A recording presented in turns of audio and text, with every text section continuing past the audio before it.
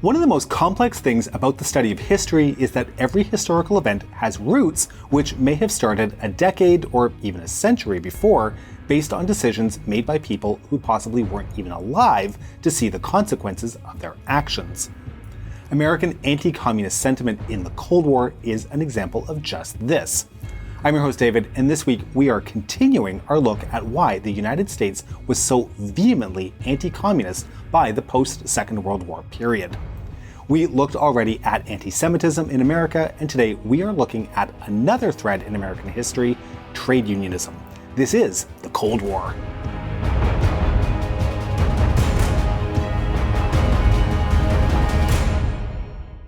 It's no secret I love to learn new things, new ideas, and always expand my knowledge, which is why I am so glad to be working with the sponsor of today's video, Magellan TV. Magellan TV offers documentaries on a wide range of topics, including biographies of some of the most influential people in history. The Great Commanders series examines the lives of 6 renowned military leaders, including Georgy Zhukov and Horatio Nelson, to explain what made them successful.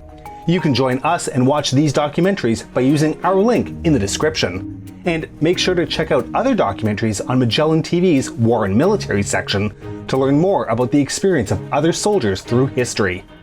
And the good news is Magellan TV has much more than that. There are more than 3,000 documentaries waiting for you. I really love the Travel the World documentaries on Magellan TV, as they let me explore the world from the comfort of my own home. New documentaries are added weekly and available on most devices, including phones and PCs. Magellan TV has a kind and exclusive offer for our viewers. Click the link in the description to get a 1-month free trial and watch hundreds of history documentaries anytime, anywhere. The Second Industrial Revolution began in the late 19th century, and with it, a period of rapid expansion of mass production and standardization of products began, the result of the increase in the number of factory-made products. A wide number of industries were impacted by this new production methodology, from textiles to iron and steel production, as new machinery, steam power, and electrification were introduced to manufacturing. Industrialization reduced manufacturing costs and decreased the amount of time it took to make a product. Before the days of mechanization and factories, a single skilled artisan would make items from scratch, a tailor making clothing, a cobbler making shoes, a carpenter making furniture, and so on. It was much more time-consuming and therefore more expensive to produce items, but industrialization made mass production much easier. This also substantially reduced the level of skill needed for the people who produced the goods. The subdivision of tasks which resulted from the factory assembly line style of creating goods meant that workers only had to be trained to perform one specific task instead of knowing the entire process. These tasks were often repetitive and easy to learn, which then made every employee more easy to replace, a cog in the machine of the factory workforce, just like the equipment they used. In fact, an employee would probably be cheaper to replace than a machine. As a result, something else was also reduced: the wage that employees were paid. One of the things that did increase was the pace at which work was required to be completed, the number of products being mass-produced, the number of hours that factory workers were required to work, and there was also the ever-increasing danger of workplace injury due to exhaustion or machine malfunction. Ultimately, these poor working conditions would lead to the first major attempts to organize labor unions in America, seeking worker protections and rights. Now, craft unions had existed in America since the 18th century, such as the Federal Society of Journeyman Cordwainers, the Shoemakers Union, one of the first sustained trade union organizations in the United States. Labor unions would see major growth in the late 19th century, though they would see the biggest increase in power during the economic collapse of the Great Depression in the 1930s. At this point, you're probably asking, what does any of this have to do with the Cold War? And that is a fair question, because it isn't so much the formation of labor unions that was the issue. It was the response from society, the media, and from the government that helped create the path towards vehement anti-communism and the Cold War. Okay, so there were several large labor strikes during the late 19th century, and the response to those was hostile at best. During the 1877 railroad strike, the first major national labor conflict, State militias were called in to break the strike. 11 demonstrators died and 40 more were wounded in clashes with the militia in Baltimore. In Philadelphia, the death toll was even higher, with 20 dead. In all, the strike of 1877 led to over 100 deaths. Increased industrialization and the push for organized labor unions also coincided with a rapid increase in immigration during the late 19th century. Some 14 million people immigrated to America between 1860 and 1900. Many of these immigrants had their passage paid for by American businesses under the Immigration Act of 1864 and the Alien Contract Labor Law of 1885. Demographically, many of these people were Irish or Italian Catholic, Russian Jews, or Chinese. All of them would have pinged on the radar of xenophobic movements like the nativists. Immigrants often took factory jobs regardless of how low the wages were or how long the hours were, as finding work otherwise could be very difficult for immigrants. As a result, many of the leaders of the early labor unions in factories were of immigrant backgrounds, with many of the early major names in labor organizing being Jewish. By the 1880s, the labor movement in Europe was becoming quite well developed and was spreading to the United States, with many radical political ideas coming along with them. Both individuals and organizations that supported anarchism, socialism, and communism were beginning to be a part of the labor discussion in America, which would further complicate the American response to labor organizing. One major example of this is the Haymarket bombing of 1886. A strike was in progress for the McCormick Harvester Company, which was meeting with significant harassment from the city police. On May 4th, an unknown person threw a dynamite bomb at the police and 7 policemen were killed, as well as 4 civilians, with an additional 67 people injured. Regardless of who threw the bomb, 8 anarchists were arrested and charged with murder on the grounds that their statements had incited the person who threw the bomb. This bombing would cement the idea that labor organizing and the strikes that went with it were inherently linked to radicalism and anarchism, and this perception would be a constant obstacle for the American Federation of Labor, the AFL, as well as the Knights of Labor. Of course, none of this was helped by the fact that communists, socialists, and anarchists often were involved in labor organizing. When the Industrial Workers of the World formed in 1905, many of their members and leaders were either communist sympathizers or were outright members of the Communist Party. Notably, though, the IWW would unequivocally separate themselves from the Communist Party in 1946, stating that, quote, "The purposes of the IWW and the Communists are unalterably opposed," end quote, due to the fact that the Communists were now representing the interests of the totalitarian regime in Russia rather than the interests of labor. Labor unions faced increased scrutiny starting around the American entry into the First World War, or more accurately, following the beginning of the Russian Revolution in 1917, the event which would eventually lead to the creation of the USSR. The revolution heightened concerns about communism in America, leading to the first Red Scare between 1919 and 1920.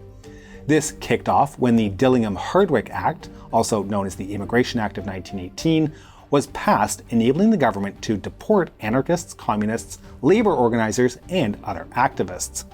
Given the ethnic backgrounds of some of those being deported, I can't help but suspect that xenophobia and ideological fear were not somewhat intertwined. The end of the First World War caused production needs to decline in America, increasing unemployment, which then led to more workers joining unions and increased labor unrest. The reaction to this labor unrest was even more blatantly Red Scare than the reactions in the 19th century had been. When the Boston police strike of 1919 occurred, strikers were referred to as agents of Lenin, and the Philadelphia Public Ledger said, "Bolshevism in the United States is no longer a specter. Boston in chaos reveals its sinister substance." Our report from Washington, D.C. had the headline, "Senators think effort to Sovietize the government is started." 3 more strikes in 1919 would rely on anti-communist and anti-immigrant rhetoric to support business owners and attack strikers.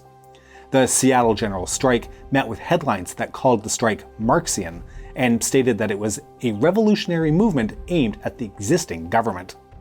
The Chicago Tribune said, "It is only a middling step from Petrograd to Seattle."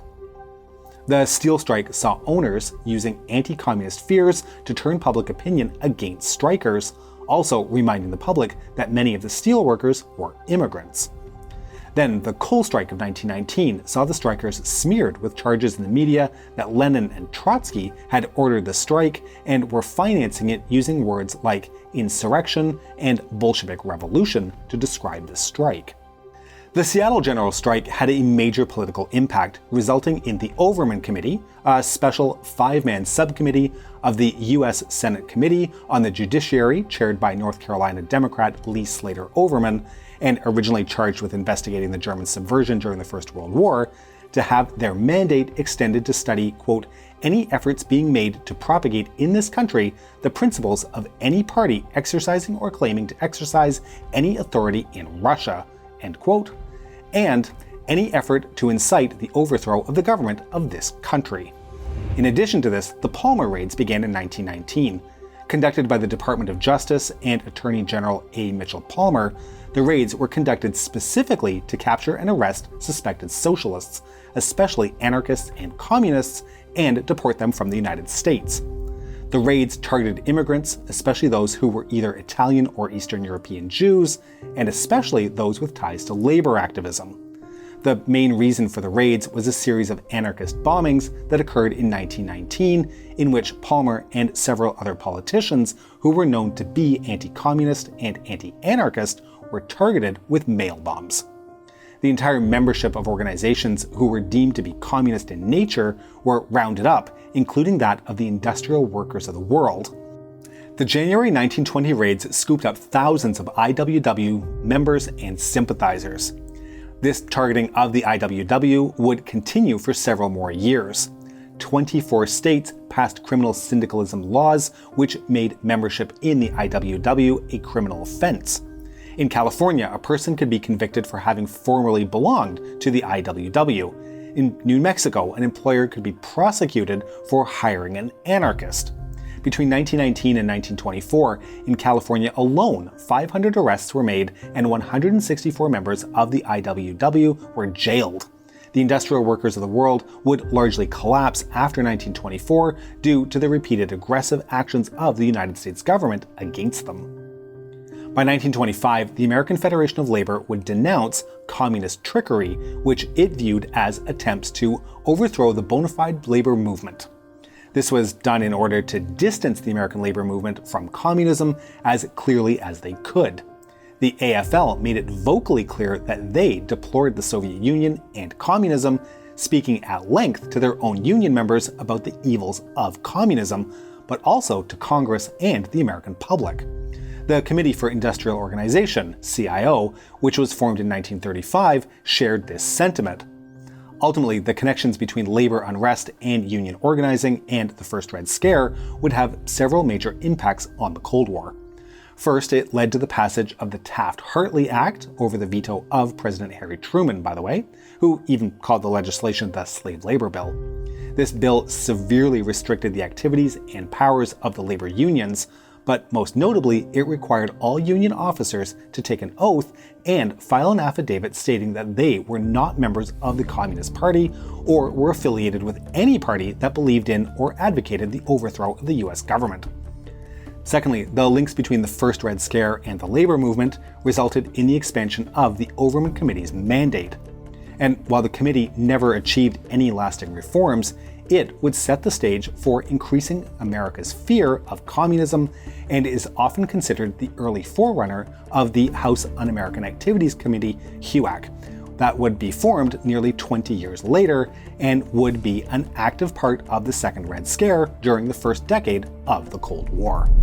So, in this second part of our series exploring the strong anti-communist stance of the United States, we are beginning to see some threads come together. Anti-immigration and the xenophobia that came with it certainly played a central role in this, as immigrant workers, looking to improve their working conditions, agitated for reform using the tools they had brought with them, including coordinated, organized movements. We can also see the impact that the Bolshevik Revolution played, magnifying fears that organized labor was about overthrowing the system and destroying capitalism. The rhetoric from the media and from government conducted over the course of decades helped to form a strong belief among many Americans of the evils of organized labor portrayed as a breeding ground for the evils of communism. We hope you've enjoyed this episode, and to make sure you don't miss any of our future work, please make sure you subscribe to our channel and have pledged our bell button to join the International Union of Bell Buttons to protect itself from excessive pressing. Please consider supporting us on Patreon at www.patreon.com/thecoldwar or through YouTube membership. We can be reached via email at thecoldwarchannel@gmail.com. This is the Cold War Channel, and as we think about the Cold War, I will leave you with the words of JFK. In the final analysis, our most basic common link is that we all inhabit this small planet. We all breathe the same air, we all cherish our children's future, and we are all mortal.